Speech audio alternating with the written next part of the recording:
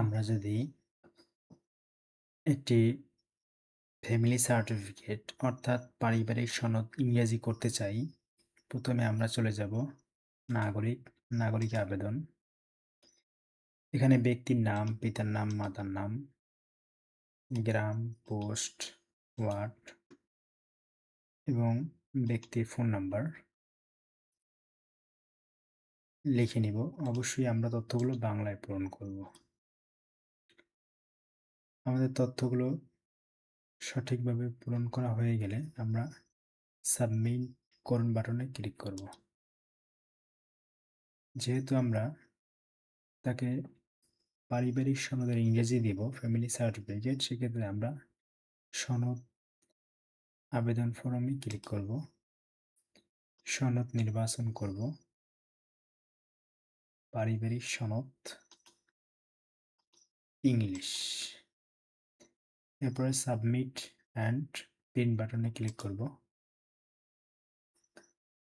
যেহেতু আমরা নাগরিকের আবেদন বাংলায় করেছি, সেক্ষেত্রে আমরা ব্যক্তির নামের ইংরেজি ঘরগুলো খালি পাবো। সেক্ষেত্রে ব্যক্তির নাম, পিতার নাম, মাতার নাম, যদি স্ত্রীর নাম লেখা হয় অথবা স্বামীর নাম তো চলে আসবে, ওটাকে আমরা ইংরেজি করে নিব। সমস্ত কিছু পূরণ হয়ে গেলে আমরা আপডেট নাওতে ক্লিক করব। আপডেট নাওতে ক্লিক করার পরে যদি নিচে সদস্যদের লেখার ঘর না আসে তো আমরা হোমের ভিতরে ডট দিব।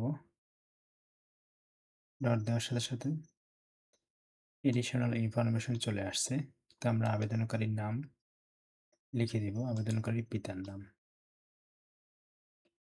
এরপরে সদস্যগণের নাম, সম্পর্ক, তাদের জন্ম তারিখ ও এনআইডি নাম্বার। ঘরগুলো পূরণ হয়ে গেলে আমরা সাবমিট অ্যাপ্লিকেশন বাটনে ক্লিক করব। এখানে আমাদের তথ্য চলে আসছে। যদি কোনো তথ্য ডিলিট করার প্রয়োজন হয়, অ্যাকশন বাটনে ডিলিট অপশনে ক্লিক করলে ডিলিট হয়ে যাবে। আর যদি তথ্য বাড়ানোর প্রয়োজন হয়, সেক্ষেত্রে আমরা এই নাম, রিলেশন, জন্ম তারিখ, এনআইডি নাম্বার এগুলো পূরণ করে অ্যাড বাটনে ক্লিক করব। সমস্ত কিছু সঠিক থাকলে আমরা যাদের আবেদনপত্র দিতে হয় তারা প্রিন্ট অ্যাপ্লিকেশনে ক্লিক করব। প্রিন্ট করুন বাটনে ক্লিক করব। এরপরে আবেদনটি পূরণ করে নিয়ে আসলে তারপরে আমরা ওয়ারিশের ন্যায় সনদটি দিয়ে দেব। তো এরপরে যদি আপনার আবেদন দেওয়া না প্রয়োজন হয়, সেক্ষেত্রে আপনি অ্যাপ্রুভ বাটনে ক্লিক করলে আপনার ফ্যামিলি সার্টিফিকেটটি তৈরি হয়ে যাবে। এভাবে খুব সহজে আপনি ফ্যামিলি সার্টিফিকেট করতে পারেন।